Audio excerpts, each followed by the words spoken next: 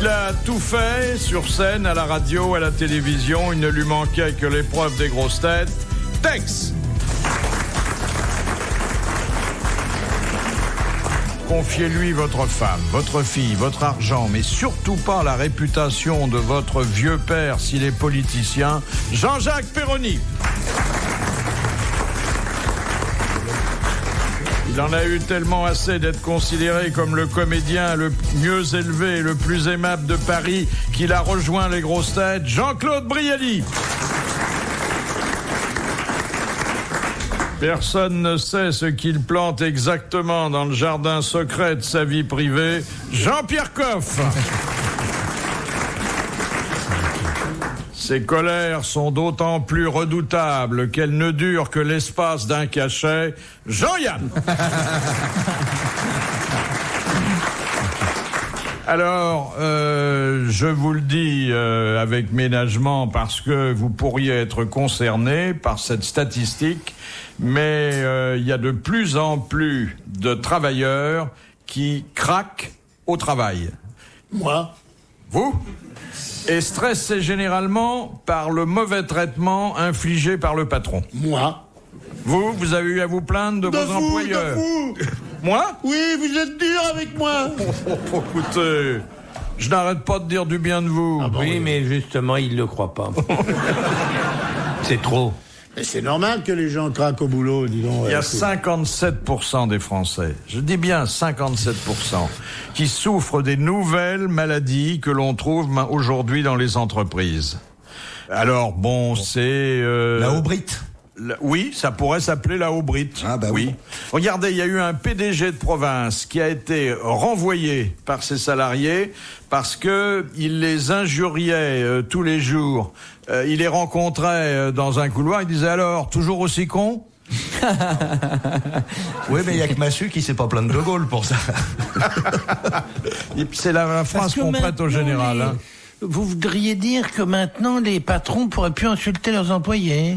Il y a un malaise et nouveau, ça. Le travailleur exige d'être bien traité, il exige de la considération. Mais le travailleur, mâle et femelle. Ça, faut savoir choisir, hein. Et là, il y a le stress que les chercheurs ont localisé et qui est le plus grave. C'est celui qui menace un cadre de 50 ans dont on veut se débarrasser. Ah bah tiens. Ouais. Par exemple, on l'installe dans des lieux totalement désaffectés. On le prive de journaux, de secrétaires. Oui, on met la lumière très basse, le mec qui croit qu'il voit plus clair. On fait plein de trucs comme ça. On le placardise. Oui, ils le mettent dans des courants d'air tout le temps pour qu'il s'enrhume, il tombe malade. Et un jour, on lâche un petit rat, par exemple, craque dans le bureau.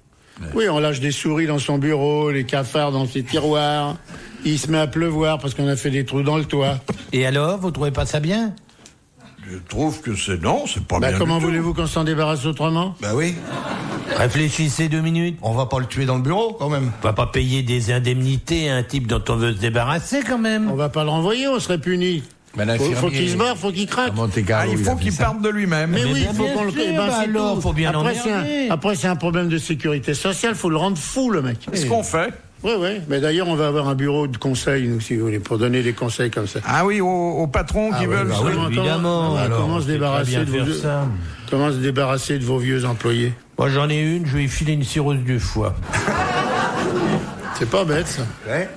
Pas con, elle aimait bien ça. Regardez le nombre ici de mecs qui sont arrivés à RTL dans les couloirs, dans les bureaux là-haut, qui étaient jeunes, en bonne santé, la tronche qu'ils ont maintenant.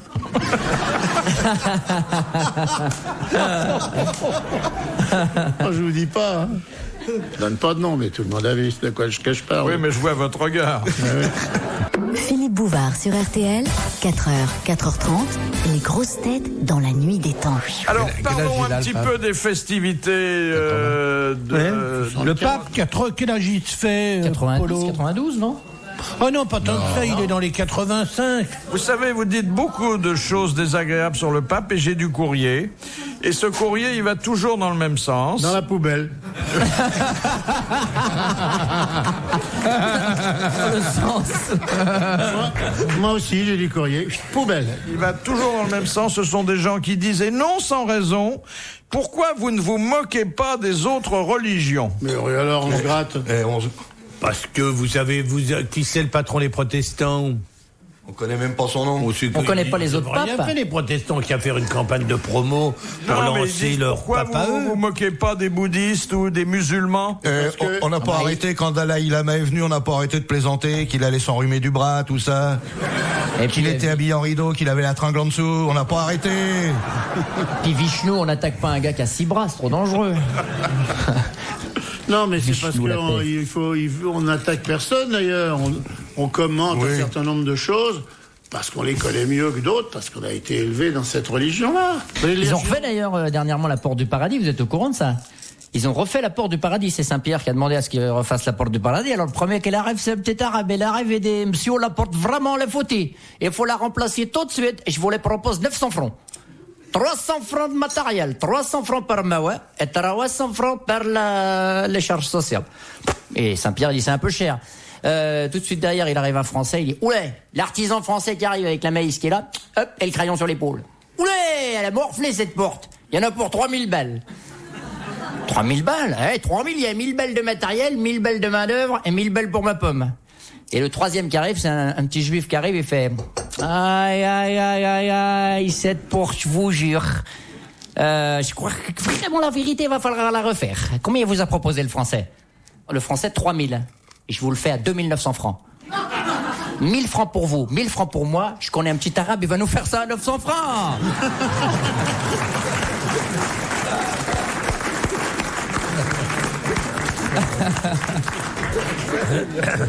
Alors, tout ça nous amène naturellement dans cette église de l'Arkansas où les fidèles sont invités à visiter une crèche de Noël et à se recueillir auprès de cette crèche sans quitter le siège de leur voiture. C'est une espèce de drive-in de la foi.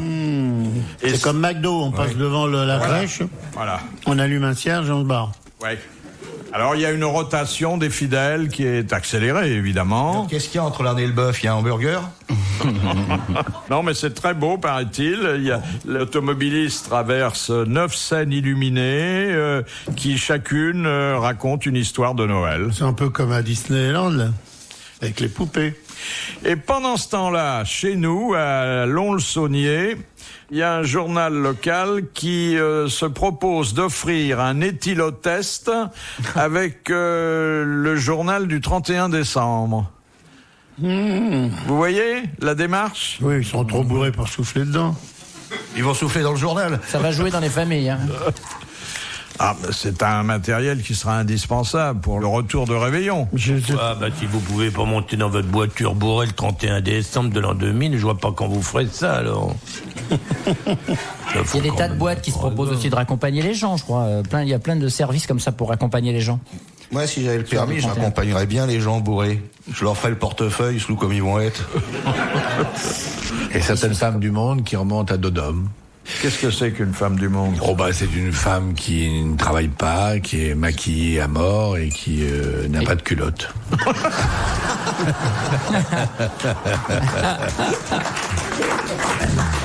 Ah bah voilà une belle définition. Et qui se fait un mec qui a plus de pognon sur mari. Il faut le journal là de Lons-le-Saunier, c'est très bien ce qu'ils ont l'intention de faire.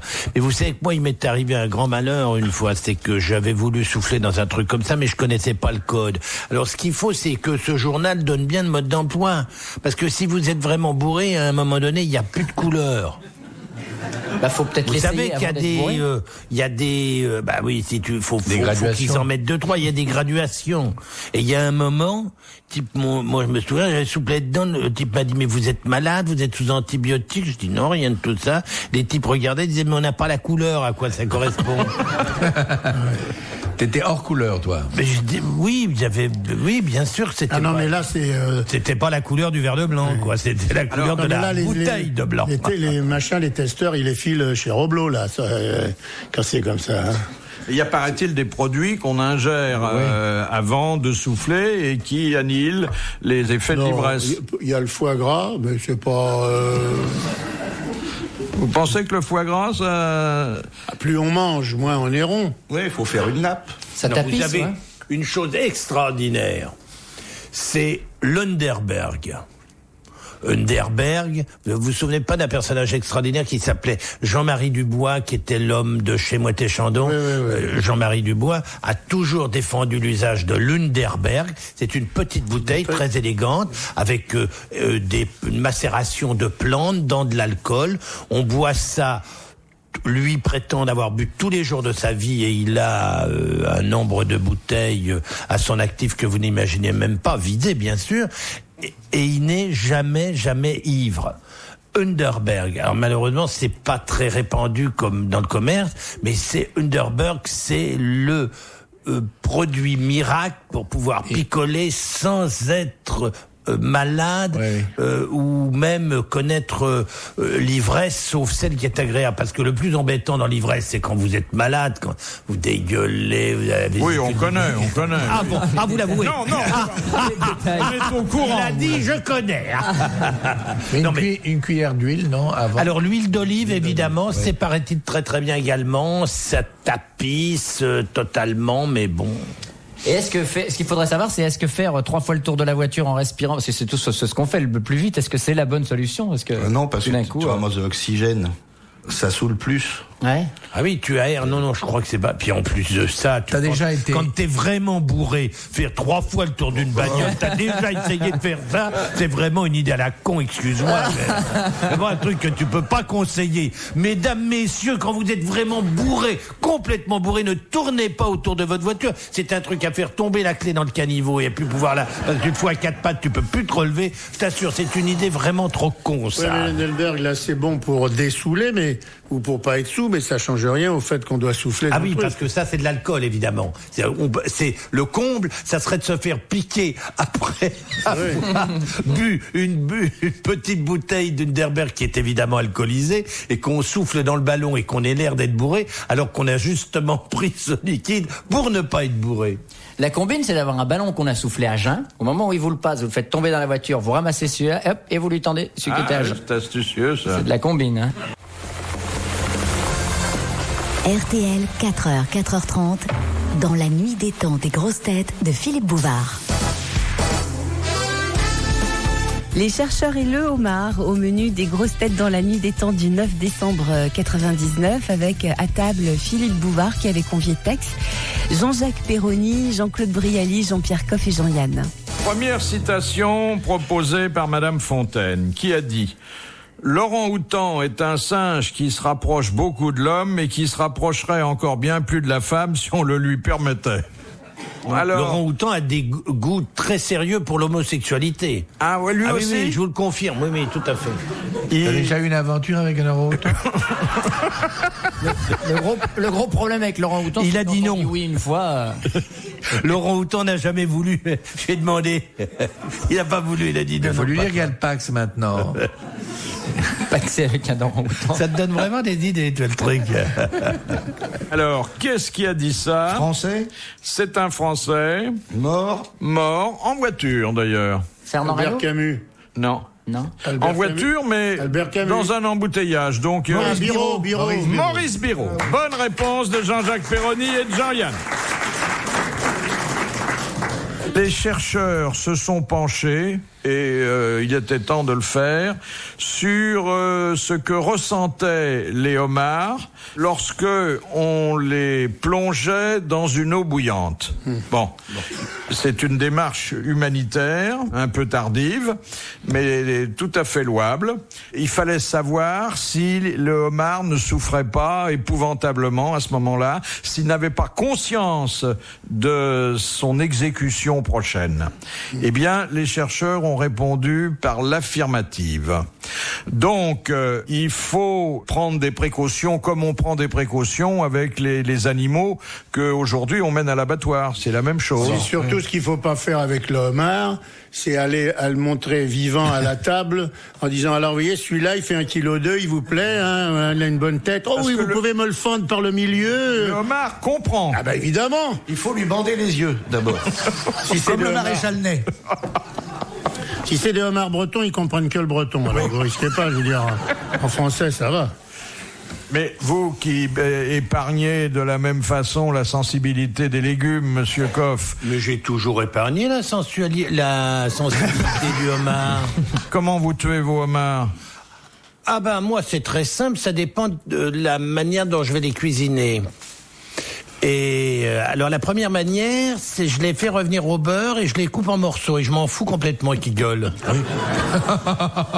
Je leur parle avant. Je leur dis mes petits chéris, vous allez faire plaisir à papa. Et ça suffit pour les rassurer? Pas forcément, mais en tout cas, ils savent à quoi ils s'attendent. Alors je prends un couteau qui évidemment coupe très bien, car il ne s'agit pas de faire de la boucherie. Restons dans le domaine du crustacé.